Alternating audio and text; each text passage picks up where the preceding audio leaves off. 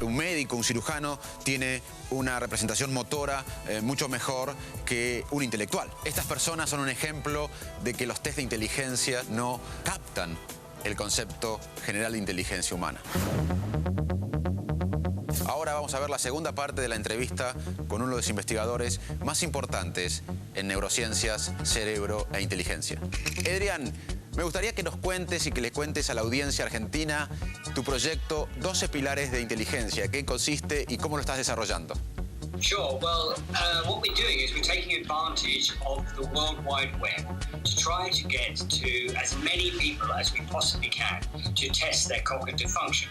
Because one of the interesting things about intelligence and cognition is that much of what we know is based on very small group studies, because of course this historically is the only thing that has been possible.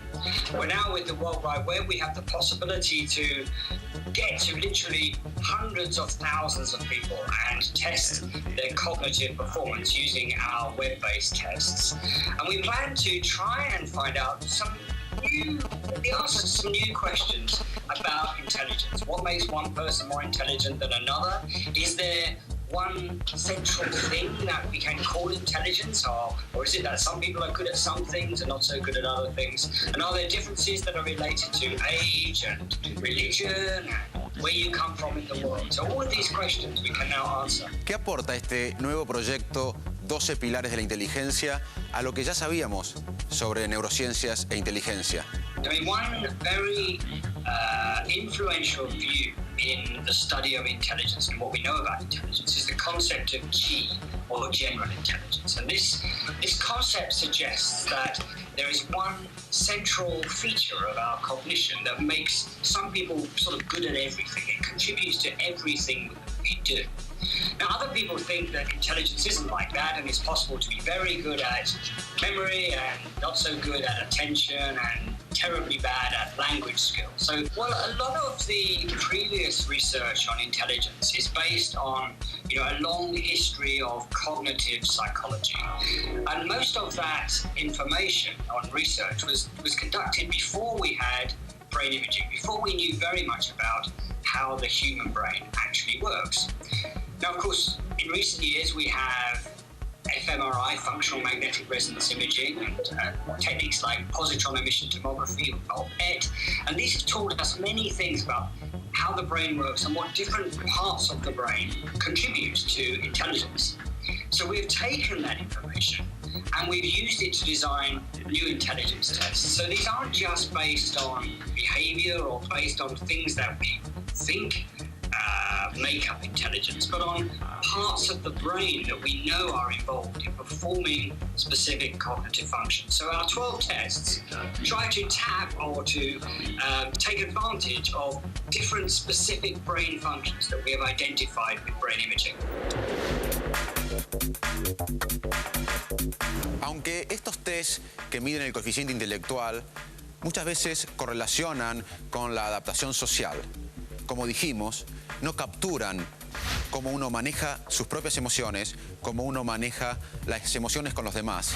Tampoco capturan la interacción social entre los seres humanos. Por ejemplo, los líderes, personas a las cuales seguimos y que cambiaron el destino de culturas y países. Quizás muchos de estos líderes no hubiesen resistido un test de coeficiente intelectual, porque estos test de coeficiente intelectual no miden la resiliencia, la interacción social, el manejo de emociones, la pasión, la creatividad, la valentía. Tomando como ejemplo la resiliencia, imagínense a 10 chicos en un ambiente adverso, con violencia, pobreza, con falta de interacción social. De esos chicos, quizás 9 van a tener un destino parecido a su entorno, pero uno va a lograr superarse, estudiar, adaptarse a la sociedad. La ciencia, bajo el concepto de resiliencia, está estudiando por qué ese chico, en la adversidad, logró sobreponerse y adaptarse a la sociedad. Y como sociedad, ¿qué podemos reflexionar sobre inteligencia y sociedad? A los argentinos siempre nos gusta criticarnos, pero si entendemos que la inteligencia es la flexibilidad para adaptarse a situaciones nuevas, uno podría decir que en ciertos aspectos de nuestra historia fuimos muy inteligentes. El otro día conversaba con un científico europeo que me decía que admiraba cómo Argentina en el 2001 enfrentó la crisis y cómo se recuperó con creatividad.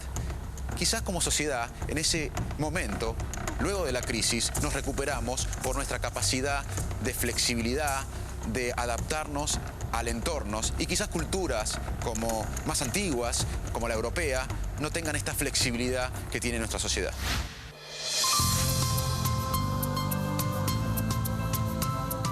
¿Qué aprendimos hoy? Primero, que la inteligencia es un concepto que es difícil medir.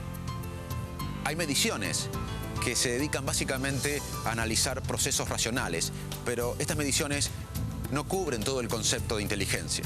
Sin embargo, algunas de estas mediciones de inteligencia racional correlacionan con la inserción social.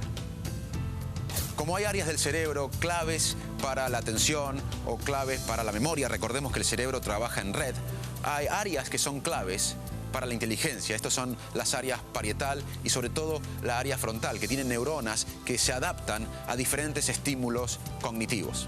Los test que miden el coeficiente intelectual muchas veces han sido usados políticamente para discriminar. Estos test no captan la interacción social, cómo uno maneja las emociones de uno y cómo maneja las emociones de los demás que nos rodean. Tampoco representan la ironía o el humor, que sin duda son formas de inteligencia. Un aspecto clave, en mi opinión, es que como seres humanos, como seres inteligentes, no estamos obligados a ser siempre iguales. En el próximo programa vamos a analizar cómo se desarrolla el cerebro. Por ejemplo, vamos a enfocarnos en el área frontal y que es la responsable de que seamos humanos, la que nos diferencia de otras especies. Y vamos a ver en qué década de nuestra vida madura completamente. Hasta la próxima semana.